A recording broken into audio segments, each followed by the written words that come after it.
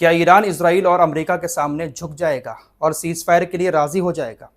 Iran के पास अभी कितने दिन तक और लड़ने के लिए गोला बारूद बाकी है? ईरान कितने दिन तक अकेला इन दोनों का सामना कर सकता है? इजराइल और अमेरिका के हमले से ईरान के अंदर नुकसान कितना हुआ है? इन तमाम सवालों के जवाब आपको इस एक वीडियो में मिलने वाले हैं, इसलिए वीडियो में आखिर तक बने रहिएगा। वीडियो देखने के बाद अगर आपने चैनल सब्सक्राइब नहीं किया है तो सब्सक्राइब करके हमारे साथ जुड़ जाएं, क्योंकि यहाँ पर तमाम खबरों को बहुत आसान भाषा में और कम टाइम में बता दिया जाता है। सबसे पहला सवाल, क्या ईरान सीज फायर के लिए राजी होगा? क्योंकि डोनाल्ड ट्रंप की तरफ से लगातार ये दावे किए जा रहे हैं कि ईरान हमारे ऊपर प्रेशर डाल रहा है कि सीज फायर कर लो। ईरान की सेना ख़त्म हो चुकी है, ईरान की नेवी ख़त्म हो चुकी है, एयरफोर्स पूरी तरह से ईरान की ख़त्म हो चुकी है, कुछ नहीं बचा है ईरान के पास। ईरान सीज फायर करने के लिए तैयार है, ऐसा दावा डोनाल्ड ट्रंप की तरफ से लगातार किया जा रहा है।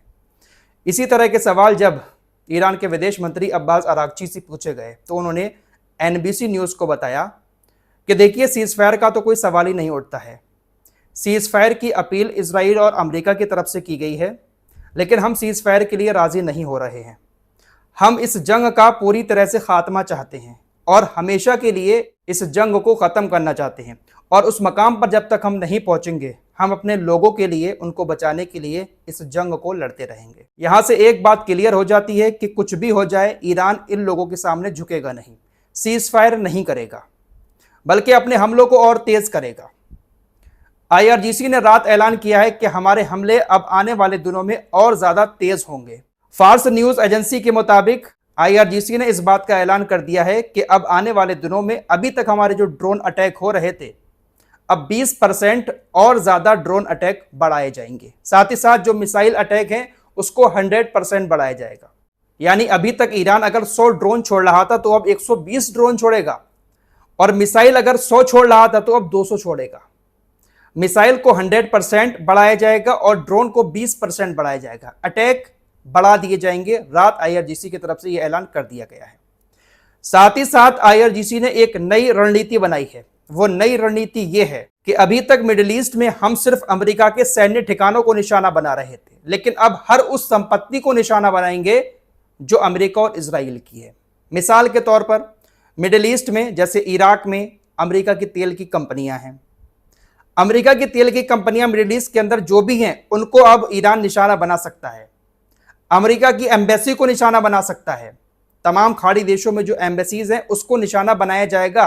ये टारगेट में शामिल कर लिया है।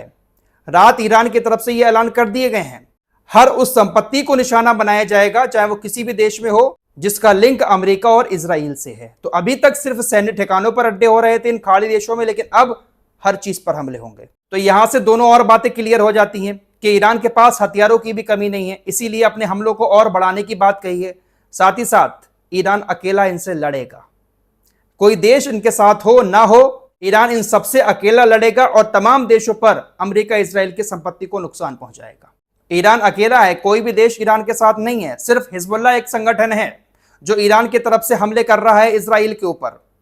कल भी बहुत ज्यादा हमले हिजबुल्लाह ने इजराइल की तरफ किए हैं, 2 सैनिक मारे गए।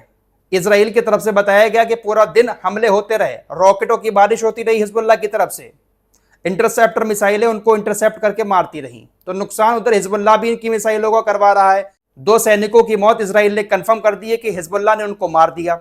दोस्तों, ईरान जिस तरह से डटकर इनका सामना कर रहा है, ये लोग पूरी तरह से बौखला गए हैं।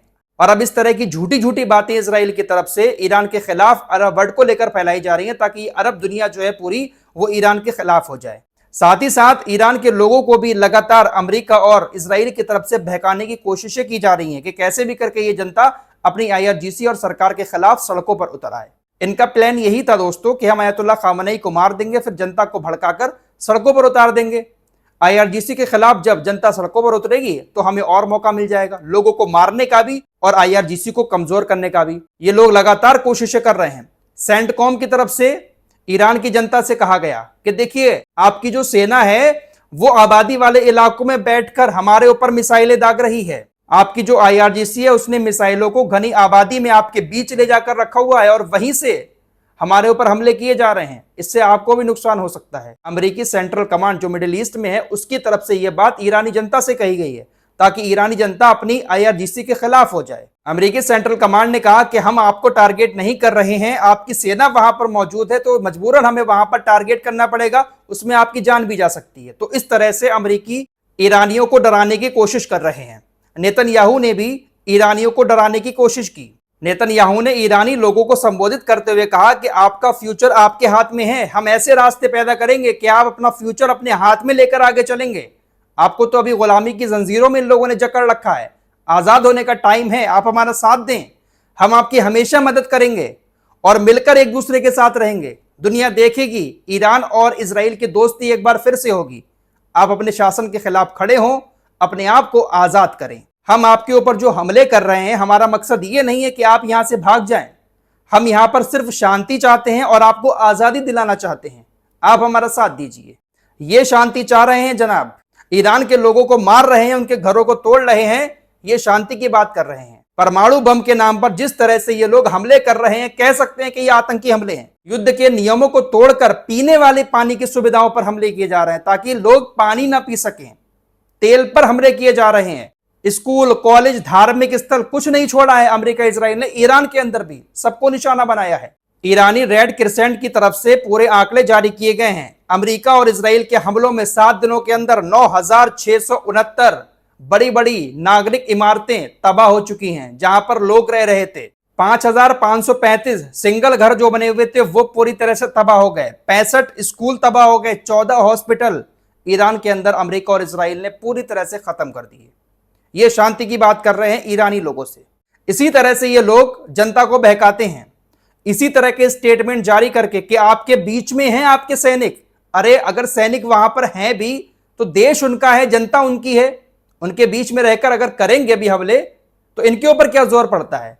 ये लोग तो बंकरों में अपने लोगों के बीच बैठकर वहां से हमले करते हैं, लेकिन अगर कोई दूसरा देश, दूसरा संगठन अपने लोगों के बीच बैठकर इनके ऊपर हमले करता है तो दुनिया से कहते हैं देखिए अपने लोगों के बीच छिपकर हमले कर रहे हैं। और फिर वहां पर इजराइल अमेरिका इसी बहाने हमला करता है और लोगों की जान जाती है। फिलहाल यूएई जो है वो कहीं ना कहीं इजरायली मीडिया से थोड़ा सा चिढ़ गया है। यूएई को लेकर खबरें चलाई जा रही हैं इजराइल के अंदर, इजराइल के नेताओं की तरफ से भी, इजरायली मीडिया की तरफ से भी, कि यूएई ने भी ईरान के अंदर जो पानी के प्लांट बने हुए हैं उस पर हमला किया। खबर आपको बता चुका हूं कि ईरान के डिसोलिनेशन प्लांट पर बहरीन से उड़कर अमेरिका के लड़ाकू विमानों ने हमला किया था। एक और प्लांट को निशाना बनाने की खबर है। तो इजराइल की तरफ से बड़ा चढ़ाकर यह बयान दिया जा रहा है कि यह जो हमला हुआ है ईरान की डिसोलिनेशन प्लांट पर, यह यूएई की तरफ से किया गया है। इस बात का यूएई को बहुत बुरा लगा और ऑफिशियली यूएई गवर्नमेंट की तरफ से इजरायली मीडिया को और इजरायली लोगों को नाराजगी जताते हुए कहा गया कि हमने ये हमला नहीं किया है। अगर हमने हमला किया होता तो हम खुद बयान देते। हमने हमला नहीं किया है। आप इस तरह की बयानबाजी हमारे देश को लेकर क्यों कर रहे हैं? हम खुद अपने आप में एक देश हैं, आप हमें लेकर इस तरह की बयानबाजी बिल्कुल ना करें। नाराजगी जताई है यूएई ने। खबरें तो ऐसी भी आ रही हैं कि सऊदी अरब के जो विदेश मंत्री हैं उन्होंने भी मिडिल ईस्ट में जो भी मौतें हो रही हैं उसका जिम्मेदार इजराइल को बता दिया है कि गाजा में भी मौतों का जिम्मेदार इजराइल था और यहां पर भी जो मौतें हो रही हैं उसका जिम्मेदार भी इजराइल है। ये अरबी देश इजराइल से परेशान तो हैं। इजराइल और अमेरिका इस वक्त ऐसा दिखा रहे हैं कि जैसे अरबी देशों के बॉस यही हैं। अरबी देशों में कोई भी एक्टिविटी हो रही है, कोई भी हमला हो रहा है या कुछ भी हो रहा है तो बॉस बनने की कोशिश ये कर रहे हैं, सबसे पहले आकर इन्हीं की तरफ से बयान दिए जा रहे हैं। यही बात यूएई को बुरी लगी कि हम खुद एक ताकत हैं, हम खुद अपना एक देश चला रहे हैं, आप हमारे देश को लेकर पहले बयानबाजी क्यों कर रहे हैं? हमने ईरान के ऊपर हमला नहीं किया है। फिलहाल कुल मिलाकर बात यह है कि ईरान सीज फायर नहीं करेगा, ईरान आगे जंग लड़ता रहेगा, चाहे हश्र फिर कुछ भी हो। कितने भी ये लोग ईरान के ऊपर हमले कर लें लेकिन ईरान जंग लड़ता रहेगा। और सच्चाई यह है कि ईरान को इस जंग में जितना नुकसान हो रहा है उससे ज्यादा नुकसान ये इन लोगों का भी कर रहा है।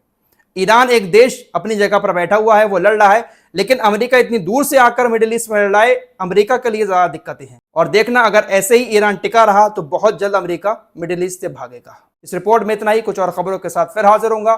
चैनल को सब्सक्राइब करके हमारे साथ जुड़े रहिए।